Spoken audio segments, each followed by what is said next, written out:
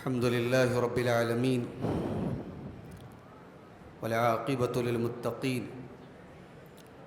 والصلاة والسلام على سيد الأنبياء والمرسلين وعلى آله وصحبه أجمعين ومن تبعهم بإحسان إلى يوم الدين أما بعد. محترم حضرات،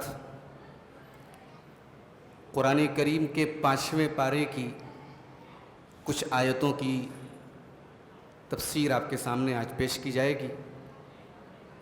چوتھے پارے کی آخری آیت جو سورۃ النساء کی آیت نمبر 24 ہے، آیت نمبر 24 ہے، اس آیت میں آیت نمبر 23 ہے. اس آیت میں اللہ تعالیٰ نے ان عورتوں کی لسٹ بیان کی ہے جن سے نکاح کرنا حرام ہے.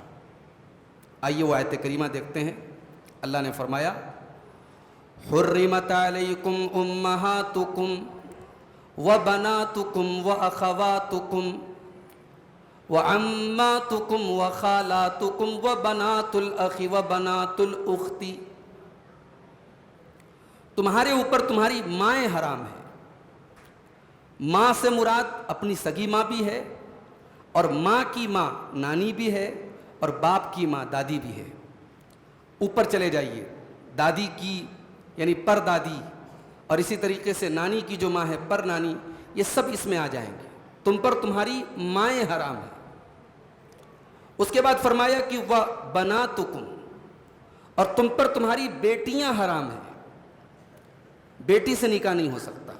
اب بیٹی میں بیٹی کی بیٹی بھی شامل ہے، نواسی کی بیٹی بھی شامل ہے. نیچے چلے جائیے آپ. اسی طریقے سے بیٹے کی بیٹی، پوتی یا پوتی کی بیٹی، پر پوتی، یہ سب اس کے اندر آ جائیں گے. تو ماں حرام ہے، بیٹی حرام ہے. اس کے بعد تیسرا رشتہ وَأَخَوَاتُكُمْ، اور تمہاری بہنیں حرام ہیں. اب بہن چاہے سگی ہو، ماں ایک ہیں باپ ایک ہیں، یا ماں ایک ہو باپ الگ الگ ہوں، تب بھی وہ بہن حرام ہے، اسے نکاح نہیں کر سکتے. یا ماں الگ الگ ہو باپ ایک ہے، تب بھی وہ بہن ہے، بہن سے نکاح نہیں کر سکتے.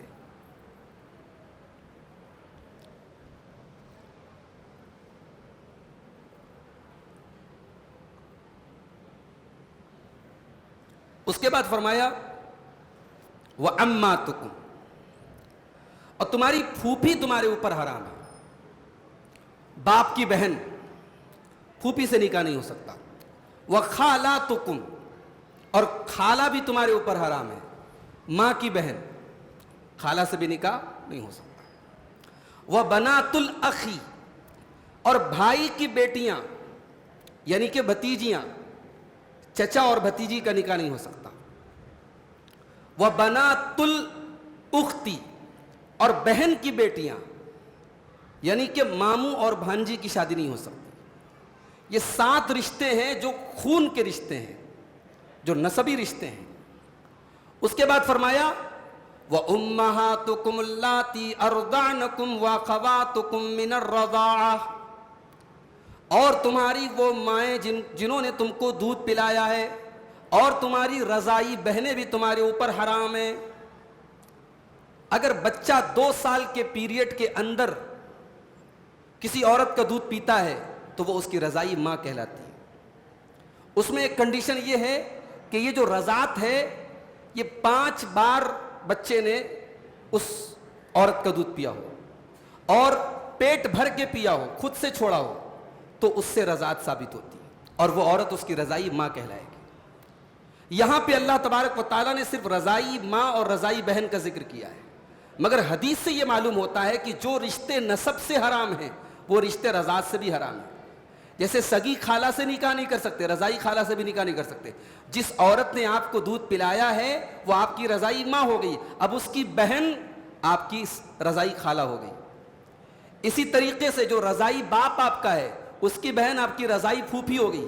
تو جو رشتے نسب سے حرام ہوتے ہیں وہ سارے کے سارے رشتے رضاعت سے بھی حرام ہوتے ہیں. حالانکہ قرآن میں صرف 2 رشتے کا ذکر ہے، رضائی ماں کا ذکر ہے اور رضائی بہن کا ذکر ہے.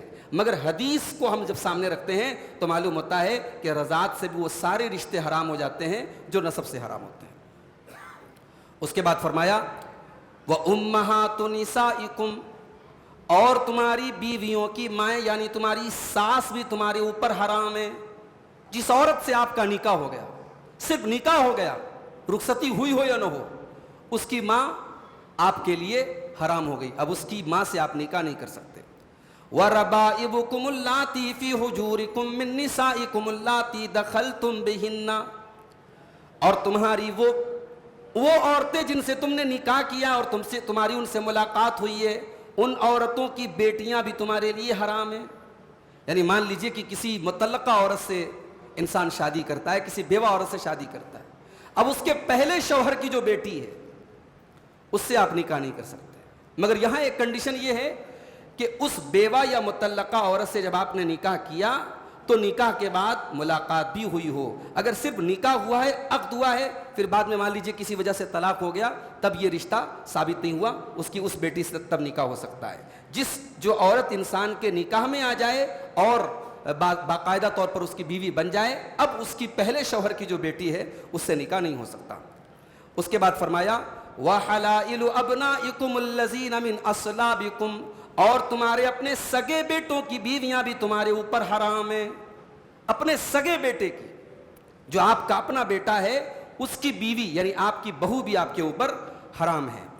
اس کے بعد فرمایا وَأَن تَجْمَعُوا بَيْنَ الْأُخْتَيْنِ، اور دو بہنوں کو اکٹھا کرنا بھی حرام ہے. ایک انسان اپنی سالی سے، بیوی اگر اس کے نکاح میں ہے تو سالی سے نکاح نہیں کر سکتا. مگر یہاں یہ بات یاد رہے کہ سالی سے نکاح تو نہیں کر سکتے جب تک بیوی ہمارے نکاح میں ہے، مگر اس کا مطلب یہ نہیں کہ سالی ہمارے لیے محرم ہو گئی. سالی کے ساتھ اٹھنا بیٹھنا اور جو ہے پردہ نہ کرنا یہ سب جائز ہو گیا، ایسا نہیں ہے. سالی تب بھی غیر محرم ہے. یہ ایک کنڈیشنل حرمت ہے کہ جب تک آپ کی بیوی آپ کے نکاح میں ہے یا بیوی زندہ ہے تب تک آپ اپنی بیوی کی بہن سے شادی نہیں کر سکتے. تو اللہ نے یہاں کہا کہ دو بہنوں کو اکٹھا نہیں کر سکتے. حدیث سے یہ معلوم ہوتا ہے کہ پھوپھی اور بھتیجی کو بھی اکٹھا نہیں کر سکتے. یعنی اگر کوئی عورت آپ کے نکاح میں ہے تو اس کی بھتیجی یا اس کی پھوپھی سے آپ اس کے رہتے ہوئے ایک ساتھ نکاح نہیں کر سکتے. اسی طریقے سے خالہ اور بھانجی سے اکٹھے نکاح نہیں کر سکتے. آپ کی بیوی کی جو خالہ ہے یا آپ کی بیوی کی جو بھانجی ہے، جب تک آپ کی بیوی آپ کے نکاح میں ہے آپ اس سے نکاح نہیں کر سکتے. یہ لسٹ اللہ تعالیٰ نے بیان کی. اس کے بعد اللہ نے فرمایا الا ما قد سلف، اب تک جو کر چکے اب تک ان رشتوں کے معاملے میں جو گڑبڑ ہوئی اب آئندہ سے تمہیں احتیاط کرنا ہے. اور یہ جو رشتے بتائے جا رہے ہیں ان میں سے کسی عورت سے تمہیں نکاح نہیں کرنا ہے. ان اللہ کان غفورا رحیما، بے شک اللہ تعالیٰ بہت بخشنے والا رحم کرنے والا ہے. اب یہاں سے قرآن کا 5واں پارہ شروع ہو رہا ہے. والمحصنات من النساء، اور اے مسلمانوں وہ عورتیں بھی تمہارے اوپر حرام ہیں جو آلریڈی کسی کے نکاح میں ہو. جو کسی کی بیوی ہے جب تک نکاح میں ہے آپ اس سے نکاح نہیں کر سکتے. اچھا، شادی شدہ عورتوں کے لیے یہاں اللہ تعالیٰ نے جو لفظ استعمال کیا محصنات جانتے کس کو کہتے ہیں؟ عربی میں حسن کہتے ہیں فورٹ کو، قلعہ کو. اس کا مطلب یہ ہوا کہ جب ایک عورت کسی کے نکاح میں آ گئی تو گویا کہ وہ محفوظ ہو گئی، اس کو ایک پروٹیکشن مل گیا، وہ ایک قلعے کے اندر آ گئی، اس کی عزت اس کی آبرو محفوظ ہو گئی. اس کا مطلب یہ ہوا کہ سماج میں کسی بھی عورت کا بغیر نکاح کے رہنا اس کی عزت اور آبرو کے لیے بہت بڑا خطرہ ہے. چاہے وہ عورت کنواری ہو، چاہے مطلقہ ہو، چاہے وہ بیوہ ہو، کسی عورت کا بغیر شوہر کے رہنا یہ پروٹیکشن سے اس کو دور کرنا ہے، اس کو اس قلعے سے دور کرنا ہے جو قلعہ اللہ تبارک و تعالیٰ نے اس کو دیا ہے. والمحصنات من النساء، ان عورتوں سے تم نکاح نہیں کر سکتے جو آلریڈی کسی کے نکاح میں ہیں. اس کے بعد فرمایا کتاب اللہ علیکم، یہ اللہ تبارک و تعالیٰ کا حکم ہے تمہارے اوپر. وَأُحِلَّ لَكُمْ مَا وَرَاءَ ذَلِكُمْ، اور ان عورتوں کے علاوہ تم تمام عورتوں سے نکاح کر سکتے ہو. کزن سے شادیاں ہو سکتی ہیں، خالہ کی لڑکی ہے، ماموں کی لڑکی ہے، چاچا کی لڑکی، ان سے نکاح ہو سکتا ہے. بعض غیر مسلموں کو دیکھتا ہوں کہ وہ سوشل میڈیا پہ بڑا مذاق اڑاتے ہیں اسلام کا کہ صاحب اسلام میں کزن سے شادی کرنے کی اجازت دی گئی ہے، تو اس میں کیا حرج ہے؟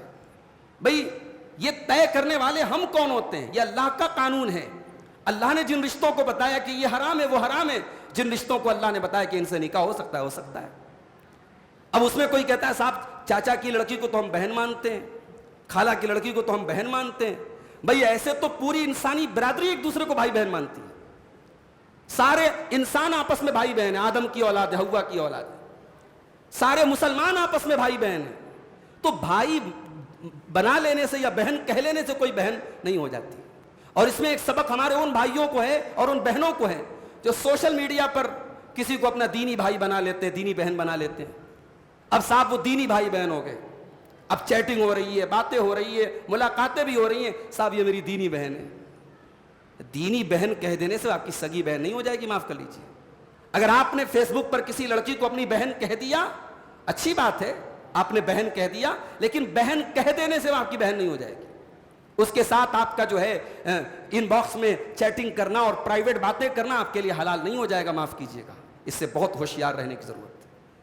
اور یہاں اللہ تبارک و تعالیٰ کی رحمت دیکھیے, اللہ نے حرام کی لسٹ تو بتائی ہے, حلال کی کوئی لسٹ نہیں بتائی. اللہ نے بتایا یہ عورتیں حرام ہیں.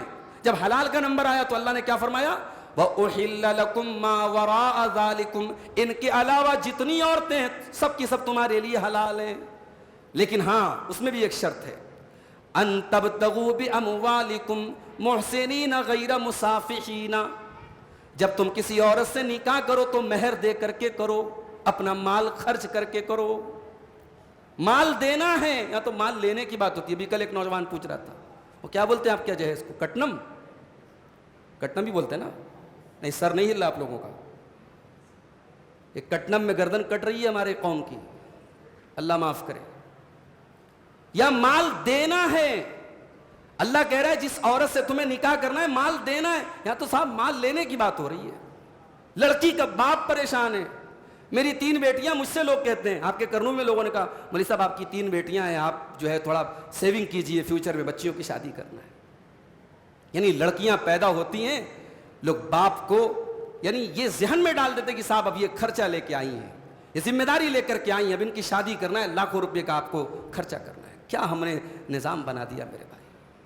ہمارے ملک میں روزانہ سینکڑوں کی تعداد میں بچیاں ماں کے پیٹ میں ماری جاتی ہیں انہی رسم و رواج کی وجہ سے. بیٹی بوجھ نہیں ہے میرے بھائی, بیٹی رحمت ہے, ہم نے بوجھ بنا کے رکھ دیا ہے. اللہ کہہ رہا ہے ان تبتغوا باموالکم, تمہیں اپنا مال خرچ کرنا ہے, محسنین, اور تمہیں جو نکاح کرنا ہے تو بیوی کے ساتھ گھر بسانا ہے. صرف لذت کا نام نکاح نہیں. یہ جو آج کل نئے نئے طریقے ایجاد ہو رہے ہیں, لیو ان ریلیشن شپ, بغیر شادی کے میاں مرد اور عورت ساتھ میں رہ رہے ہیں, اور قانوناً بھی ان کو اتھارٹی حاصل ہے کہ صاحب کوئی حرج کی بات نہیں ہے. یا گرل فرینڈ اور بوائے فرینڈ کا جو کلچر دھیرے دھیرے عام ہو رہا ہے, یا اس کو بڑے مہذب الفاظ دیے جا رہے ہیں کہ صاحب فلاں لڑکا فلاں لڑکی کے ساتھ ڈیٹنگ کر رہا ہے. یہ ڈیٹنگ نہیں ہے, یہ لیو ان ریلیشن شپ نہیں ہے, یہ کھلم کھلا زناکاری اور بدکاری ہے میرے بھائی. میاں بیوی کے درمیان اور مرد اور عورت کے درمیان حلال ریلیشن شپ صرف ایک ہوتی ہے, اور وہ نکاح کے ذریعے ہوتی ہے. نکاح کا مقصد صرف جسمانی طور پہ لذت اٹھانا نہیں ہے. محسنینا, تم ان عورتوں کے ساتھ گھر بسانے کا تمہارا ارادہ ہو, غیر مسافحینا, صرف اپنی شہوت پوری کرنا, اپنی ڈیزائر پوری کرنا, اپنی لشٹ پوری کرنا تمہارا مقصد نہ ہو. اسی لیے جو نکاح متع ہوتا ہے, نکاح متع کا نام سنا ہے آپ نے؟ نکاح متع جو ہوتا ہے نا, ٹیمپرری نکاح, 1 دن کے لیے نکاح کر لیا, 3 دن کے لیے نکاح کر لیا, وہ جائز نہیں ہے. شروع میں تھا جائز, بعد میں حرام ہو گیا. کیونکہ آپ نے جس عورت کے ساتھ 3 دن کے لیے نکاح کیا, ایک دن کے لیے نکاح کیا, تو آپ نے گھر بسانے کے لیے کہاں نکاح کیا؟ آپ نے 3 دن کی لذت کے لیے نکاح کیا, 3 دن ختم, نکاح ختم. اسلام میں نکاح ایک بہت ہی بڑا کانٹریکٹ ہے, یہ لائف ٹائم کانٹریکٹ ہے.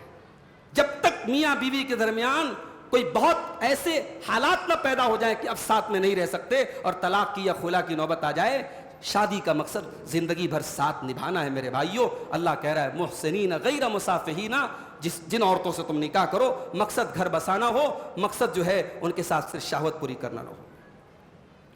اس کے بعد فرمایا فَانْكِحُوهُنَّ بِإِذْنِ أَهْلِهِنَّ, جن عورتوں سے تم نکاح کرو ان کے گھر والوں کی اجازت سے نکاح کرو. کورٹ میرج, لڑکی بھاگ کے شادی کر رہی ہے, جائز نہیں ہے اسلام میں. لڑکی کے گارجین کی اجازت کے بغیر لڑکی کی شادی نہیں. ہاں اگر گارجین زبردستی کہیں لڑکی کی شادی کر رہا ہے, لڑکی راضی نہیں ہے, لڑکی تیار نہیں ہے, گارجین زبردستی نکاح کر رہا ہے, وہ نکاح بھی اسلام میں ویلڈ نہیں ہے, اس نکاح کو بھی ختم کیا جا سکتا ہے. لڑکی اگر چاہے اسلامی عدالت میں یا علماء کو بٹھا کر کے وہ نکاح کو ختم کر سکتی ہے. اسلام میں دونوں کو اختیار دیا گیا ہے. ولی کی اجازت کے بغیر لڑکی کی شادی نہیں ہو سکتی اور ولی زبردستی لڑکی کی شادی نہیں کر سکتا. فَانْكِحُوهُنَّ بِإِذْنِ أَهْلِهِنَّ, تم ان عورتوں سے نکاح کرو ان کے گھر والوں کی اجازت سے.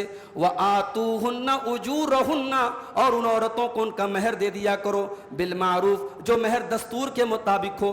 غیر مصافحات ولا متخذات اخدان, اور جن لڑکیوں سے تم نکاح کرو یہ دیکھ کر کے کرو کہ وہ لڑکیاں شریف ہوں, وہ لڑکیاں اچھے کیریکٹر کی ہوں, ان کا مقصد صرف شہوت پوری کرنا نہ ہو, یا چھپ کر کے سیکرٹ طریقے سے کوئی ریلیشن شپ نہ بناتی ہوں. اسلام میں نکاح کے ٹائم سب سے پہلے دینداری دیکھنے کا حکم دیا گیا. آپ جس لڑکی سے نکاح کر رہے ہیں وہ لڑکی دیندار ہے کہ نہیں, وہ لڑکی کیریکٹر والی ہے کہ نہیں, وہ لڑکی بااخلاق ہے کہ نہیں, پہلے یہ دیکھو. آپ کہا کہ ایسی عورتوں سے نکاح مت کرو جن کا مقصد صرف شہوت پوری کرنا ہو, یا ایسی عورتوں سے نکاح مت کرو جو سیکرٹ ریلیشن شپ بناتی ہوں. نکاح کے اندر سیکرٹ ریلیشن شپ نہیں ہے, نکاح تو علل اعلان کیا جاتا ہے, سب کو بتا کے کیا جاتا ہے. اچھا, اب یہ جو نکاح کی تفصیل اللہ نے بیان کی, یہ بیان کرنے کے بعد اللہ نے ایک بڑی پیاری بات ارشاد فرمائی. فرمایا واللہ یرید ان یتوب علیکم, اللہ تبارک و تعالیٰ تو یہ چاہتا ہے کہ وہ تم پر اپنا کرم فرمائے. وَيُرِيدُ الَّذِينَ يَتَّبِعُونَ الشَّهَوَاتِ أَن تَمِيلُوا مَيْلًا عَظِيمًا, اور جو لوگ شہوتوں کی پیروی کرتے ہیں, جو خواہشات کی پیروی کرتے ہیں, وہ یہ چاہتے ہیں کہ تم سیدھے راستے سے بھٹک جاؤ. اللہ چاہتا ہے تم صحیح راستے پر چلو, تمہاری زندگی میں بدکاری نہ آئے, بے حیائی نہ آئے. اور جو شہوتوں کے پیروکار ہیں وہ چاہتے ہیں کہ تمہیں غلط راستے پہ لے کے چلے جائیں. یہ جتنے بے حیائی کے راستے ہیں, چاہے وہ نوجوان لڑکوں کو غلط راستے پہ لے کے جا رہے ہو یا لڑکیوں کو غلط راستے پہ لے کے جا رہے ہو, یہ سارے راستے اللہ سے دور کرنے والے ہیں. وَيُرِيدُ الَّذِينَ يَتَّبِعُونَ الشَّهَوَاتِ, جو لوگ خواہشات کی پیروی کرتے ہیں وہ تو یہی چاہتے ہیں أَن تَمِيلُوا مَيْلًا عَظِيمًا, کہ تم اللہ کے راستے سے بہت دور چلے جاؤ. يُرِيدُ اللَّهُ أَن يُخَفِّفَ عَنْكُمْ, اللہ تو چاہتا ہے وہ تمہارے ساتھ آسانی کرے. وَخُلِقَ الْإِنسَانُ ضَعِيفًا, اور انسان بہت کمزور پیدا کیا گیا ہے. کبھی آپ نے غور کیا, اسلام میں 4 شادی کی اجازت دی گئی, اسلام میں نکاح کا کانسیپٹ رکھا گیا. کیوں رکھا گیا؟ دنیا کے بہت سارے مذہب میں نکاح نہیں ہے. آپ کے ہندوستان میں بہت سارے لوگ زندگی بھر شادی نہیں کرتے اور بڑے بڑے عہدوں پر صاحب براجمان ہیں. کوئی چیف منسٹر بنا ہے, کوئی ملک کا وزیر اعظم بنا ہے, شادی یعنی میریٹل لائف نہیں ہے ان کی زندگی میں, بیوی کا کوئی رول نہیں ہے, بیوی کا کوئی حق ادا نہیں کرتے, پورے دیش کو چلا رہے, گھر کو نہیں چلا پا رہے. اسلام کہتا ہے نہیں, انسان کمزور ہے. انسان اگر یہ کہتا ہے صاحب میری زندگی میں عورت کی ضرورت ہے, جھوٹ بول رہا ہے وہ. انسان کی زندگی میں عورت کی ضرورت ہے. وَخُلِقَ الْإِنسَانُ ضَعِيفًا, اللہ کہہ رہا ہے انسان کمزور پیدا کیا گیا عورت کے معاملے میں. آج بڑے بڑے وہ پادری اور بڑے بڑے چرچ میں رہنے والے جو کہتے ہیں صاحب ہم تو دنیا سے کٹے ہوئے ہیں, ان کے اسکینڈل سامنے آتے ہیں. انہی چرچ میں کام کرنے والی جو ننس ہوتی ہیں, جو اس میں کام کرنے والی عورتیں ہوتی ہیں, ان کے ساتھ ان کے جو ہے حرام تعلقات کی خبریں آتی ہیں. کیوں آتی ہیں؟ کیونکہ فطرت سے بغاوت ہے. اللہ تبارک و تعالیٰ نے جو نیچر ہمارا بنایا ہے, جو نظام بنایا ہے, اس نظام سے بغاوت ہے. اسی لیے ہمارے مذہب میں نکاح ہے, اور نبی نے نکاح کو اپنی سنت کہا, نکاح من سنتی, نکاح میری سنت ہے. اس لیے جب تک انسان واقعی میں اس کے ساتھ کوئی بڑی مجبوری نہ ہو, فزیکلی وہ شادی کرنے کے لائق نہیں ہے یا فائنینشلی ابھی وہ اس لائق نہیں ہے کہ اپنی بیوی کی ذمہ داری اٹھا سکے, تب تک نکاح اس کو ضرور کر لینا چاہیے. نکاح کے لائق ہو تو نکاح ضرور. اللہ کہہ رہا ہے وَخُلِقَ الْإِنسَانُ ضَعِيفًا, انسان بہت کمزور پیدا کیا گیا ہے. اس کے بعد ایک بہت بڑی خوشخبری ہمیں سنائی گئی. ان تمام گناہوں کے راستے سے روکنے کے بعد اللہ نے ایک بڑی پیاری بات ہم کو بتائی. ان تجتنبوا کبائر ما تنہون عنہ نکفر عنکم سیئاتکم وندخلکم مدخلا کریما. اے میرے بندو, اگر تم کبیرہ گناہوں سے بچو گے, اگر تم بڑے بڑے گناہوں سے بچو گے, ہم تمہارے چھوٹے گناہوں کو تو یوں ہی معاف کر دیں گے. وَنُدْخِلْكُمْ مُدْخَلًا كَرِيمًا, اور بڑی عزت کی جگہ تم کو داخل کریں گے, یعنی جنت میں داخل کریں گے. کبیرہ گناہ کس کو کہتے ہیں؟ حضرت عبداللہ ابن عباس کہتے ہیں کہ کبیرہ گناہ ان گناہوں کو کہا جاتا ہے جن گناہوں کے اوپر قرآن و حدیث میں جہنم کی وعید آئی ہو کہ یہ کام کرو گے جہنم میں چلے جاؤ. جیسے شرک کرنا ہے, جیسے نماز نہ پڑھنا ہے, جیسے شراب پینا ہے, جیسے جھوٹ بولنا ہے, جیسے رشتہ کاٹنا ہے، جیسے چغلی کرنا ہے، یہ سارے کام جس پر جہنم کی وعید آئی ہو، یا جس کام کے کرنے پر لعنت کا ذکر آیا ہو قرآن و حدیث میں، یا جس کام کے بارے میں حدیث میں یہ آیا ہو کہ یہ کام کرو گے اللہ کا غضب تمہارے اوپر ہوگا، وہ سارے کام کبیرہ گناہ ہے۔ اور یہ اللہ کا کتنا بڑا انعام ہے میرے بھائیوں کہ آپ کبیرہ گناہوں سے بچیں گے تو اللہ کا وعدہ ہے کہ جو کبیرہ کے علاوہ چھوٹے چھوٹے گناہ ہیں وہ آٹومیٹیکلی معاف ہو جائیں گے، اور اگر آپ کبیرہ سے نہیں بچیں گے تو پھر صغیرہ گناہوں کی بھی پکڑ ہوگی، پھر چھوٹے چھوٹے گناہوں کی بھی پکڑ ہوگی۔ یہ اللہ تبارک و تعالیٰ کا کرم ہے، وہ ہمیں اور آپ کو ایک راستہ بتا رہا ہے کہ اگر آپ کبیرہ گناہوں سے بچیں گے اللہ چھوٹے چھوٹے گناہوں کو معاف فرما دے گا اور آپ کو جنت میں داخل کرے گا۔ اس کے بعد مردوں اور عورتوں کو ایک سبق دیا گیا کہ مرد عورت بننے کی کوشش نہ کرے، عورت مرد بننے کی کوشش نہ کرے، دونوں کی اپنی کوالٹیز ہیں۔ اللہ کے رسول کے پاس بعض عورتیں آئیں، کہا کہ اللہ کے نبی اسلام میں عورت کی گواہی مرد کی آدھی کیوں ہے؟ دو عورتوں کی گواہی ایک مرد کے برابر کیوں ہے؟ اسلام میں وراثت میں بیٹے کا آدھا حق کیوں ہے بیٹی کا؟ اس طریقے کا سوال کچھ عورتوں نے اللہ کے نبی کے پاس آ کے کیا تو قرآن کی یہ آیت نازل ہوئی، وَلَا تَتَمَنَّوْا مَا فَضَّلَ اللَّهُ بِهِ بَعْضَكُمْ عَلَىٰ بَعْضٍ۔ اے مسلمانوں کان کھول کر کے سن لو، کبھی ایسی چیز کی تمنا نہ کرو جس چیز کے ذریعے اللہ نے دوسروں کو تم پر فضیلت دی ہے۔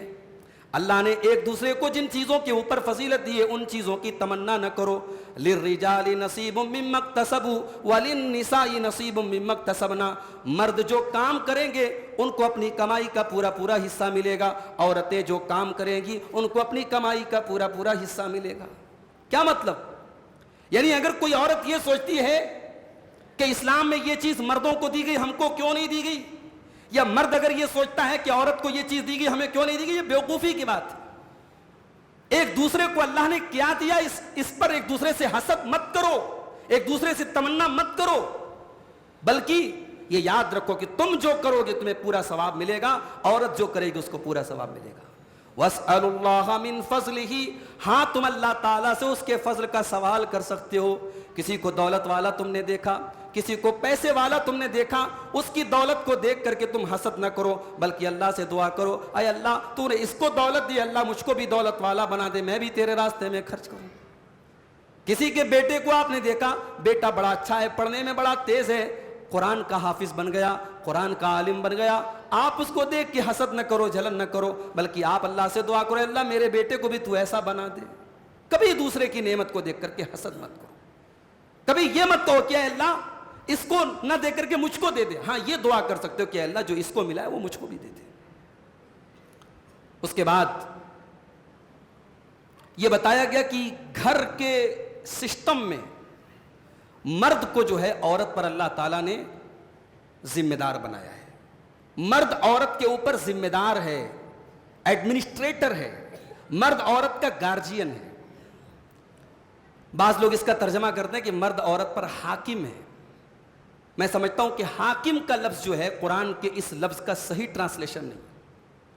الرجال قوامون علی النساء، مرد عورتوں کے اوپر قوام ہیں۔ قوام کس کو کہتے ہیں؟ قوام کہتے ہیں کسی چیز کو چلانے والا، ایڈمنسٹریٹر۔ تو گھر ایک یونٹ ہے، گھر ایک ادارہ ہے، گھر کا ہیڈ کون ہے؟ مرد ہے۔ اچھا اب یہ مرد کو ذمہ دار کیوں بنایا گیا، عورت کو کیوں نہیں بنایا گیا؟ اللہ نے آگے جواب دیا، بما فضل اللہ بعضهم علی بعض، اس لیے کہ اللہ تعالیٰ نے بعض کو بعض کے اوپر فضیلت دی ہے۔ اچھا اس میں ایک نکتہ ہے، اللہ نے یہ نہیں کہا کہ مرد کو عورت پر فضیلت دی، اللہ نے کہا بعض کو بعض پر فضیلت دی ہے۔ اس میں عورتوں کو بھی ایک طریقے سے تسلی دی جا رہی کہ اے عورت تو اپنے آپ کو حقیر مت سمجھ، کہیں تیرا مقام جو ہے وہ مرد کو حاصل نہیں ہے۔ ایک بچے کی پرورش کرنے کے سلسلے میں، ایک اولاد کو پالنے کے سلسلے میں جو کام عورت کر سکتی ہے مرد نہیں کر سکتا میرے بھائی۔ مرد گھر میں رہتا کتنی دیر ہے؟ دن میں چلا گیا، دکان پہ چلا گیا، جاب پہ چلا گیا، بزنس کے لیے چلا گیا، گھر میں 24 گھنٹے تو عورت رہتی ہے۔ اس لیے کہتے ہیں کہ عورت جو ہے بچوں کو بنانے والی، سنوارنے والی عورت ہوتی ہے۔ اسی لیے اگر ماں صحیح نہ ہو، ماں گڑبڑ ہو تو بچے گڑبڑ ضرور ہو جائیں گے۔ تو اللہ نے کہا کہ مرد عورتوں پر قوام ہے، کیوں؟ بما فضل اللہ بعضهم علی بعض، اس لیے کہ اللہ تعالیٰ نے بعض کو بعض پر فضیلت دی ہے. کچھ معاملے میں مردوں کو عورتوں کے اوپر فضیلت دی، کچھ معاملے میں عورتوں کو مردوں کے اوپر فضیلت دیا. وَبِمَا أَنفَقُوا مِنْ أَمْوَالِهِمْ، اور کما کر کے لانا اور خرچ کرنا یہ اللہ نے مردوں کا کام بتایا ہے. اس لیے گھر کا ذمہ دار اللہ نے مرد کو بنایا ہے. جن گھروں کا نظام عورتوں کے ہاتھ میں چلا جائے اور مرد بیچارہ چوڑی پہن کے بیٹھ جائے، وہ گھر نہیں بن سکتا میرے بھائی. یہ اللہ کے قانون سے بغاوت ہے کہ گھر کا نظام عورت کے ہاتھ میں دے دیا جائے. ہاں ایکسیپشن کی بات الگ ہے، عورت بیوہ ہو گئی، شوہر اپاہج ہو گیا، شوہر بیمار ہو گیا، شوہر مر گیا، اب ظاہر ہے کہ وہ بھائی ایک ایکسیپشنل حالات ہیں، لیکن نارمل حالات میں گھر کا ذمہ دار مرد ہے. اور اللہ کہہ رہا ہے کہ یہ کام ہم نے مرد کو دیا ہے. کیوں دیا ہے؟ اس لیے کہ ہم نے مرد کو عورت کے مقابلے میں طاقتور بنایا ہے. بھئی ہم یہ تو کامن سینس کی بات ہے، یہ ایکسپیرینس بتاتا ہے، یہ تجربہ بتاتا ہے کہ عورت کے مقابلے میں مرد زیادہ مضبوط ہے. ہاں کوئی ہزاروں میں کوئی ایک عورت پہلوان بن جائے، باڈی بلڈر بن جائے، کشتی میں لڑنے والی بن جائے، مرد کو بھی اٹھا کے پٹک دے، بھائی وہ ہزاروں میں کوئی ایک کیس ہوتا ہے. نارمل حالات تو یہی نہ ہے کہ مرد کے مقابلے میں عورت کمزور ہے، عورت نازک ہے. کبھی آپ نے دیکھا ہوگا پارسل آتا نا، پارسل کوریئر، تو کوریئر میں اگر شیشے کا سامان ہوتا ہے تو باہر پیکٹ میں لکھا رہتا ہے کہ ٹیک وتھ کیئر، اس کو سنبھال کے اٹھائیے، اس کے اندر گلاس ہے، شیشہ ہے. اللہ کے رسول جب سفر پہ جاتے تھے اور آپ کی بیویاں آپ کے ساتھ سفر پہ جاتی تھیں تو آپ کی بیویاں جس اونٹ کے اوپر سوار ہوتی تھی، اللہ کے نبی اپنے خادم سے کہتے تھے رویدم بالقواریر، ذرا سواری کو آہستہ لے کے چلو، اس میں شیشے ہیں، اس میں شیشے ہیں، اس میں عورتیں بیٹھی ہیں. یہ کتنی پیاری تعبیر، کتنا پیارا لفظ ہے. اللہ کے نبی نے عورتوں کو شیشہ کہا ہے، یعنی اس کو ہینڈل وتھ کیئر، اس کو توجہ اور پیار اور محبت سے اس کو ہینڈل کرو. شیشے کو آپ زیادہ سختی سے ہینڈل کریں گے شیشہ ٹوٹ جائے گا، اور ٹوٹ جائے گا تو دوبارہ شیشہ جوڑنے والا نہیں ہے. تو عورتوں کے بارے میں اللہ کہہ رہا ہے کہ یہ عورتیں، ان کے اوپر مردوں کو ہم نے ذمہ دار بنایا. کیوں بنایا؟ کیونکہ بعض کو بعض پر فضیلت دی اور کما کے لانے والا مرد ہے. اب اس کے بعد اب نیک عورتوں کی پہچان اللہ بتا رہا ہے. فالصالحات قانتات حافظات للغیب بما حفظ اللہ. نیک عورتیں وہ ہوتی ہیں قانتات، جو فرما بردار ہوتی ہیں، اللہ کی بھی فرما بردار ہوتی ہیں اور اپنے شوہروں کی بھی فرما بردار ہوتی ہیں.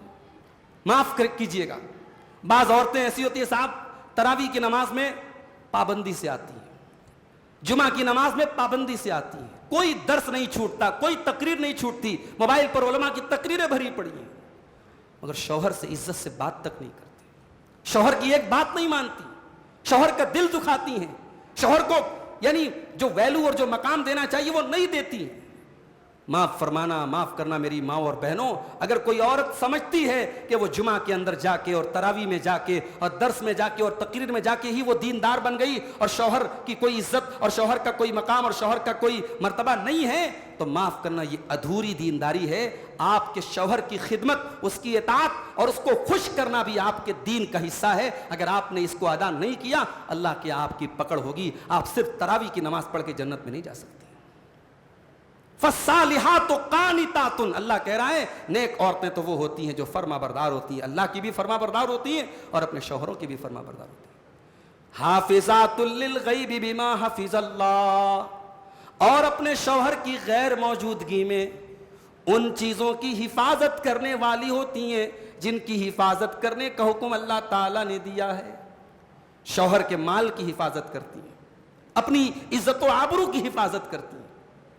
ایک عورت کی عزت و آبرو جب شوہر نہ ہو گھر میں تب اس کی حفاظت کی زیادہ ذمہ داری اس کے اوپر ہوتی ہے. شوہر اپنے آپ میں ایک بہت بڑا اس کی حفاظت کا، پروٹیکشن کا ایک ذریعہ ہوتا ہے. شوہر اگر گلف میں کام کرنے چلا گیا، بھئی ہوتا ہے بعض گھروں میں ایسے حالات ہیں، مرد باہر چلا گیا 2 سال تک باہر ہے، اب وہ عورت گھر میں اکیلی ہے. اب وہ جو اکیلی بغیر شوہر کی گھر میں عورت رہ رہی ہے، اب اس کے لیے بڑے آزمائش کا یہ ٹائم ہے میرے بھائی. اب یہاں پہ قرآن کریم کی آیت اس عورت کو اپنے سامنے ہمیشہ رکھنی چاہیے. حافظات للغیب بما حفظ اللہ، نیک عورتیں تو وہ ہوتی ہیں جو اپنے شوہر کی غیر موجودگی میں اپنی عزت و آبرو کی حفاظت کرنے والی ہوتی ہیں. بما حفظ اللہ، اور اس میں بھی ان کا کمال نہیں ہوتا بلکہ اللہ کی توفیق سے وہ ایسا کام کرتی ہیں.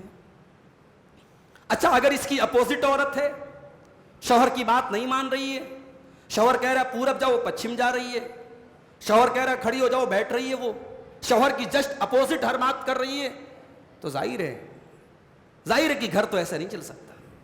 کسی بھی ادارے کا جو ذمہ دار ہے، ایک اسکول کا پرنسپل ہے، اب ٹیچر پرنسپل کی بات نہ مانے تو صاحب ٹیچنگ کیسے چلے گی؟ تو گھر میں اگر عورت نافرمانی پر اتر جائے تو اب مرد کو کیا کرنا چاہیے؟ اللہ تبارک و تعالیٰ نے یہ نہیں کہا کہ اگر عورت آپ کی بات نہیں مانے تو طلاق طلاق طلاق کہہ کے بات ختم کر دو، نہیں. اللہ نے اسٹیپ بائی اسٹیپ بتایا. فَاللَّاتِي تَخَافُونَ نُشُوزَهُنَّ فَعِظُوهُنَّ، جن عورتوں کی طرف سے تمہیں نافرمانی کا سامنا کرنا پڑ رہا ہے تو پہلا اسٹیپ یہ کہ ان عورتوں کو سمجھاؤ.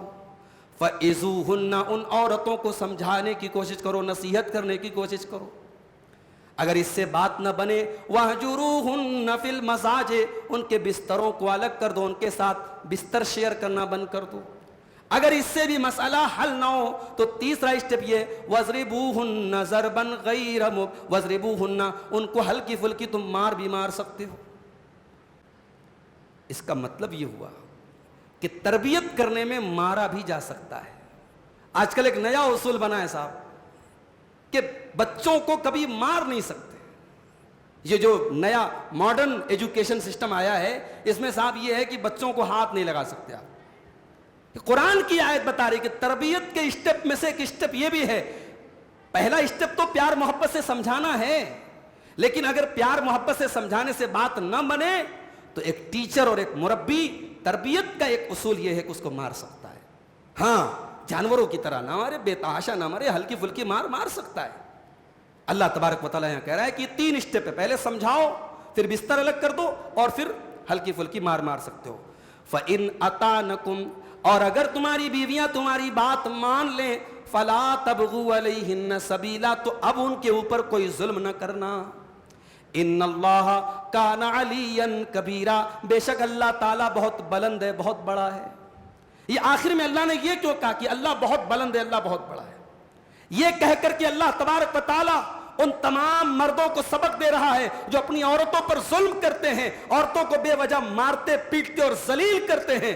اللہ کہہ رہا ہے میرے بندو، اگر تم نے اپنی عورت پر ظلم کیا ہے تو ذرا یاد کرو تم سے کہیں زیادہ پاور تمہارا رب تمہارے اوپر رکھتا ہے. وہ تو علی ہے، وہ تو بلند ہے، وہ تو بڑا ہے، لیکن وہ تم پر کبھی ظلم نہیں کرتا ہے. وہ تو تمہارے گناہوں کو معاف بھی کر دیتا ہے. تم توبہ کر لو تو تمہارے پچھلے سارے گناہوں کو معاف کر دیتا ہے. اور تم اپنی عورت پر ظلم کرتے ہو، اپنی بیوی پر ظلم کرتے ہو.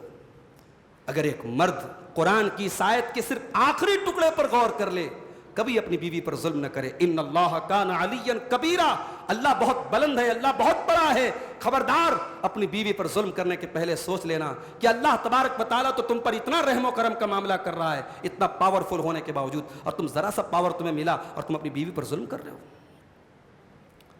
اس کے بعد یہ بتایا گیا کہ میاں بیوی کے درمیان اگر جھگڑا ہو جائے تو بیوی کے گھر والوں میں سے بھی اور شوہر کے گھر والوں میں سے بھی ایک حکم بنا لیا جائے، ایک جج بنا لیا جائے. وَإِنْ خِفْتُمْ شِقَاقَ بَيْنِهِمَا فَبَعْثُوا حَكَمًا مِّنْ أَهْلِهِ وَحَكَمًا مِّنْ أَهْلِهَا، اگر تمہیں میاں بیوی کے درمیان جھگڑے کا اندیشہ ہے اور میاں بیوی کے درمیان رشتہ صحیح طریقے سے نہیں چل پا رہا ہے، فَبَعْثُوا حَكَمًا مِّنْ أَهْلِهِ، تو شوہر کے گھر والوں میں سے کسی ایک کو پنچ بنا لو، وَحَكَمًا مِّنْ أَهْلِهَا، اور عورت کے گھر والوں میں سے بھی کسی ایک کو حکم بنا لو. یہی آیت تھی. حضرت عبداللہ ابن عباس گئے تھے خوارج کے پاس حضرت علی کے دور میں، جب حضرت علی حضرت معاویہ کے درمیان جنگ ہو رہی تھی اور پھر آپس میں یہ طے پایا کہ حضرت علی حضرت معاویہ صلح کر لیں، اور ایک آدمی کو حضرت علی نے اپنا ثالث بنا لیا، حضرت معاویہ نے بھی ایک آدمی کو اپنا ثالث بنا لیا. تو اس موقع پر خوارج نے بغاوت کی تھی. خوارج نے بغاوت کی اور حضرت علی کو بھی کافر کہا تھا، حضرت معاویہ کو بھی کافر کہا تھا. اور جب عبداللہ ابن عباس ان کو سمجھانے گئے تو انہوں نے کہا کہ صاحب انہوں نے تو حضرت علی نے حضرت معاویہ نے تو جو ہے بہت گڑبڑ کام کر دیا. انہوں نے ایک انسان کو اللہ کے دین میں ایک انسان کو ثالث بنا لیا, ایک انسان کو حکم بنا لیا. تب عبداللہ ابن عباس نے قرآن کی یہی آیت پڑھی تھی کہ اگر گھر کے میٹر میں, میاں بیوی کے جھگڑے میں اگر قرآن کہہ رہا ہے کہ شوہر کے گھر والوں میں سے کسی ایک کو حکم بنا لو اور بیوی کے گھر والوں میں سے کسی ایک کو حکم بنا لو, تو عبداللہ ابن عباس نے کہا بتاؤ کیا ایک گھر کا میٹر زیادہ بڑا ہے یا پوری اسلامی حکومت کا میٹر زیادہ بڑا ہے؟ اگر ایک گھر کو بنانے کے لیے کسی ایک انسان کو حکم بنایا جا سکتا ہے تو پوری اسلامی حکومت اور ہزاروں لاکھوں لوگوں کے خون کو بچانے کے لیے کیوں نہیں ایک انسان کو حکم بنایا جا سکتا ہے؟ بڑی لاجیکل دلیل تھی عبداللہ ابن عباس نے, اور خوارج کو ان کی بات ماننا پڑا تھا. تو قرآن کہہ رہا ہے کہ میاں بیوی کے درمیان اگر جھگڑا ہو گیا, بات نہیں بن پا رہی ہے, تو پہلے آپس میں صلح کی کوشش کرو. شوہر کے گھر والوں میں سے ایک آدمی کھڑا ہو جائے, بیوی کے گھر والوں میں سے ایک آدمی کھڑا ہو جائے. اب اس کے بعد اگلا جملہ سنیے, ان یریدا اصلاحا یوفق اللہ بینہما, اگر یہ دونوں لوگ آپس میں میل ملاپ کرنا چاہیں گے تو ضرور اللہ تعالیٰ کوئی نہ کوئی راستہ نکال دے گا. اگر آپ کی نیت سچی ہے, یہ بہت بڑا اصول اللہ بیان کر رہا ہے, اگر آپ کی نیت میل ملاپ کرنے کی ہے, اگر اپنے بھائی سے دل ملانے کی نیت ہے, اللہ کوئی نہ کوئی راستہ ضرور نکالے گا. اور آپ نے پہلے سے ٹھان کے رکھا ہے کہ یار میں نہیں اس سے میل کروں گا, میں اس کا منہ نہیں دیکھوں گا, میں اس سے بات نہیں کروں گا, تو پھر تو بات ختم ہے نا. جب آپ اپنے اندر نرمی پیدا کریں گے, جب صلح کرنے کی کوشش کریں گے, اللہ تبارک و تعالیٰ کوئی نہ کوئی راستہ نکالے گا. اس کے بعد وہ آیت آتی ہے سورہ نساء کی.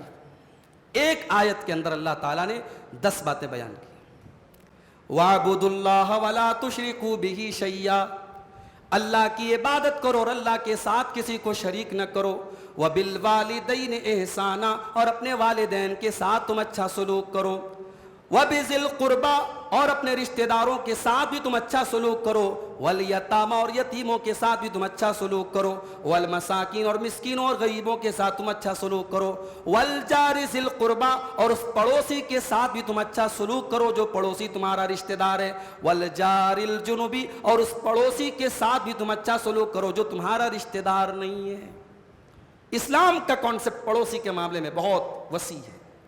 پڑوسی آپ کے مذہب کا ہے کہ نہیں ہے, آپ کے مسلک کا ہے کہ نہیں, پڑوسی پڑوسی ہے میرے بھائی. پڑوسی اپنا رشتہ دار ہے تب بھی پڑوسی ہے, رشتہ دار نہیں ہے تب بھی پڑوسی ہے. اللہ کہہ رہا ہے کہ پڑوسی کے ساتھ اچھا سلوک کرو. اللہ کے نبی صلی اللہ علیہ وسلم تو یہاں تک کہتے ہیں کہ حضرت جبریل علیہ السلام نے مجھے پڑوسی کے بارے میں اتنی وصیت کی, حتی ظننت انہ سیورثہ, میں تو ڈر گیا, میں تو سمجھ گیا, میں نے تو سمجھا کہ کہیں اللہ تبارک و تعالیٰ پڑوسی کو وارث نہ بنا دے, انسان کی پراپرٹی میں پڑوسی کو بھی وارث نہ بنا دے, مجھے یہ ڈر محسوس ہوا. تو اللہ کہہ رہا ہے اپنے پڑوسی کے ساتھ اچھا سلوک. والصاحب بالجنب, اور اپنے رفیق سفر کے ساتھ بھی تم اچھا سلوک کرو جو تمہارا کو ٹریولر ہے. بس میں جا رہے ہو, ٹرین میں جا رہے ہو, فلائٹ میں جا رہے ہو, آپ کے بازو میں جو بیٹھا ہے, آپ کا جو ہم سفر ہے, اس کے ساتھ بھی آپ کو اچھا سلوک کرنا ہے. اور بعض علماء نے کہا کہ وہ صاحب بالجنب سے مراد بیوی ہے.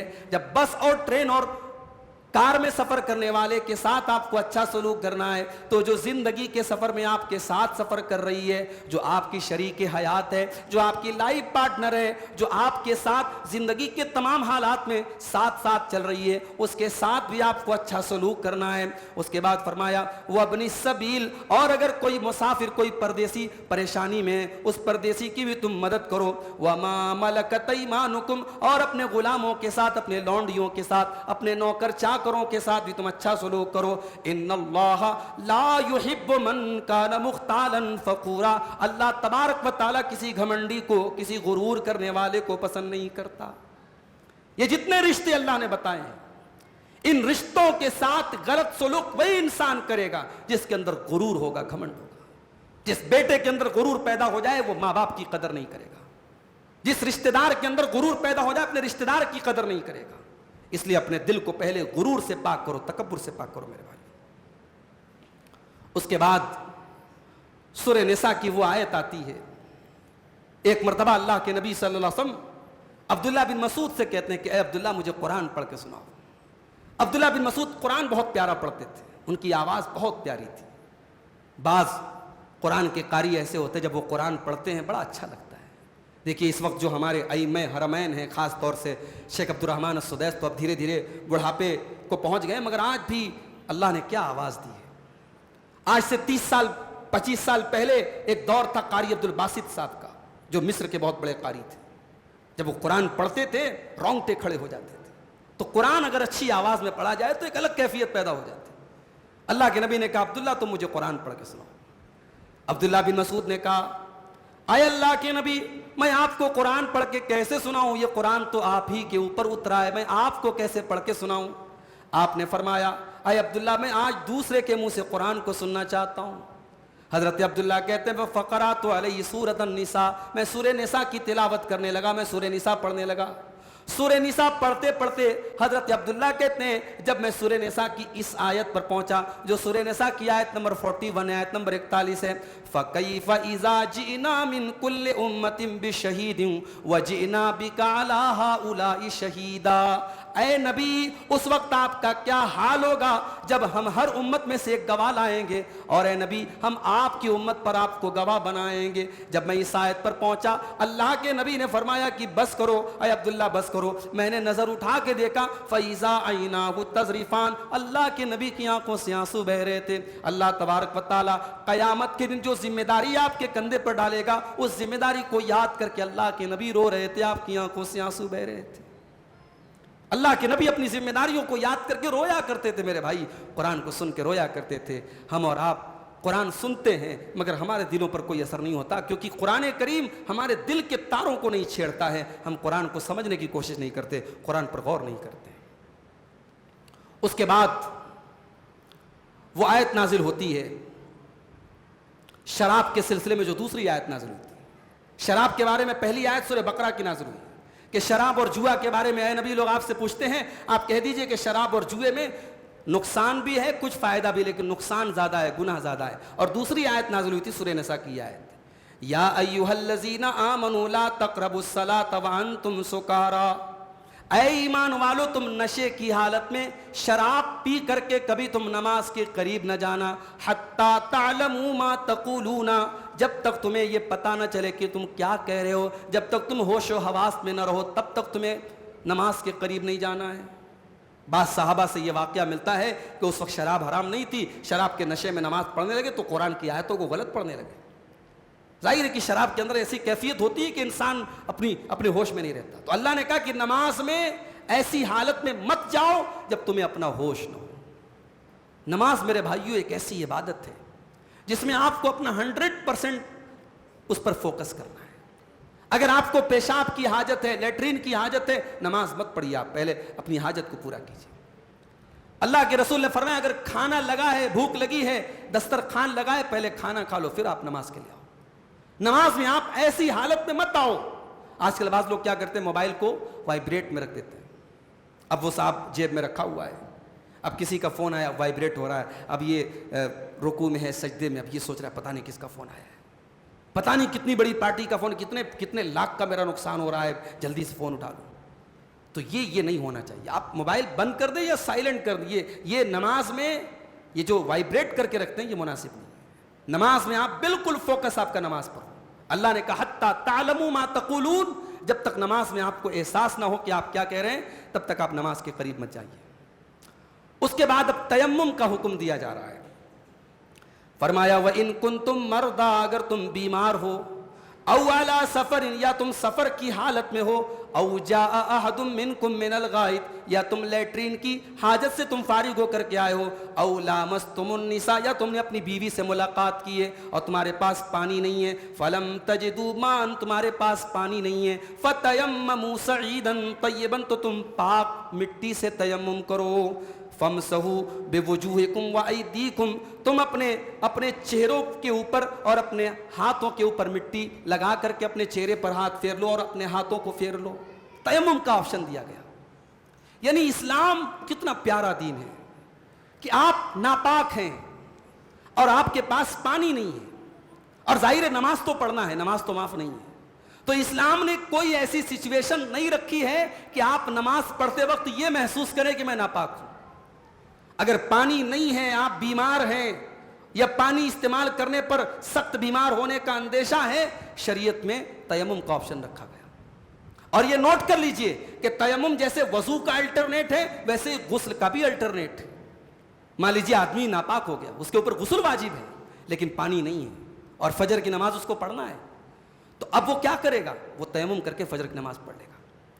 یہ بہت بڑی نعمت اللہ تبارک و تعالیٰ نے ہم کو دی، فرمایا میرے بندو تم تیمم کر کے نماز پڑھ لو، ان اللہ کان عفوا غفورا، اللہ تبارک و تعالیٰ بہت معاف کرنے والا، بخشنے والا ہے۔ اب اس کے بعد ایک دو آیت میں پڑھ کے بات ختم کرتا ہوں۔ سورہ نساء کی آیت نمبر 69 آپ دیکھیے، اللہ فرماتا ہے وَمَن يُطِعِ اللَّهَ وَالرَّسُولَ فَأُولَٰئِكَ مَعَ الَّذِينَ أَنْعَمَ اللَّهُ عَلَيْهِم مِّنَ النَّبِيِّينَ، جو اللہ کی اطاعت کرے گا، جو رسول کی اطاعت کرے گا، وہ قیامت کے دن فَأُولَٰئِكَ مَعَ الَّذِينَ أَنْعَمَ اللَّهُ عَلَيْهِم، وہ ان بندوں کے ساتھ رہے گا جن بندوں کے اوپر اللہ کا انعام ہوا ہے، مِّنَ النَّبِيِّينَ، وہ نبیوں کے ساتھ رہے گا، وَالصِّدِّيقِينَ، اور صدیقین کے ساتھ رہے گا، وَالشُّہَدَاء، اور شہداء کے ساتھ رہے گا، وَالصَّالِحِينَ، اور نیک بندوں کے ساتھ رہے گا۔ ایک مرتبہ اللہ کے نبی کے پاس ایک صحابی آئے، کہا اے اللہ کے نبی میں آپ سے بہت محبت کرتا ہوں، اتنی محبت کرتا ہوں کہ جب بھی آپ کی یاد آتی ہے میں آپ کے پاس چلا آتا ہوں، لیکن اے اللہ کے نبی میں سوچتا ہوں جب میرا انتقال ہو جائے گا میں اللہ کو پیارا ہو جاؤں گا۔ اے اللہ کے نبی آپ تو نبیوں کے ساتھ ہوں گے، میں تو عام مسلمان ہوں، میں اللہ تعالیٰ کے یہاں جانے کے بعد، میں جنت میں جانے کے بعد اے اللہ کے نبی آپ کا دیدار کیسے کروں گا، میں آپ کو کیسے دیکھوں گا؟ اللہ کے نبی نے کوئی جواب نہیں دیا، آپ نے کوئی جواب نہیں دیا۔ تھوڑی دیر کے بعد حضرت جبریل علیہ السلام قرآن کی یہی آیت لے کر کے آئے، سورہ نساء کی آیت نمبر 69 لے کر کے آئے، اور اس آیت کے ذریعے اللہ نے جواب دے دیا وَمَن يُطِعِ اللَّهَ وَالرَّسُولَ، کہ جو اللہ کی اطاعت کرے گا، جو رسول کی اطاعت کرے گا، وہ قیامت کے دن نبیوں کے ساتھ رہے گا، وہ صدیقین کے ساتھ رہے گا، وہ شہیدوں کے ساتھ رہے گا، وہ صالحین کے ساتھ رہے گا، وَحَسُنَ أُولَٰئِكَ رَفِيقًا، اور یہ لوگ بڑے بہترین دوست اور رفیق بن کے رہیں گے۔ رفیق کہا اللہ نے، رفیق کس کو کہتے ہیں؟ جو ہر وقت آپ کے ساتھ رہتا ہے۔ اس کا مطلب ایسا نہیں کہ جنت میں اگر اللہ کی اور رسول کی کوئی اطاعت کرے گا تو ایسا نہیں کہ نبیوں کے ساتھ تو رہے گا مگر نبیوں سے مل نہیں سکتا، بس دور دور سے نبیوں کا دیدار کرے گا۔ نبی لوگ سیلیبریٹی کی طرح ہوں گے اور یہ دور سے دیدار کرے گا، ایسا نہیں، بلکہ نبیوں کے ساتھ اور صدیقین کے ساتھ دوستوں کی طرح رہے گا، جو واقعی میں اللہ کی اطاعت کرے گا اور رسول کی اطاعت کرے گا۔ اس سے یہ بھی سبق ملا کہ زبان سے محبت رسول کا دعویٰ کر لینا کافی نہیں ہے۔ اگر کوئی چاہتا ہے کہ قیامت کے دن اپنے نبی کے ساتھ رہے تو اپنے نبی کی صرف محبت کا دعویٰ نہ کرے بلکہ اپنے نبی کی سچی اطاعت کرے، نبی کی پیروی کرے، نبی کے راستے پر چلے، انشاءاللہ قیامت کے دن اللہ تبارک و تعالیٰ اسے اپنے نبی کے ساتھ رہنے کا شرف عطا کریں گے۔ اللہ تعالیٰ ہم سب کو یہ مقام عطا فرمائے۔ یہ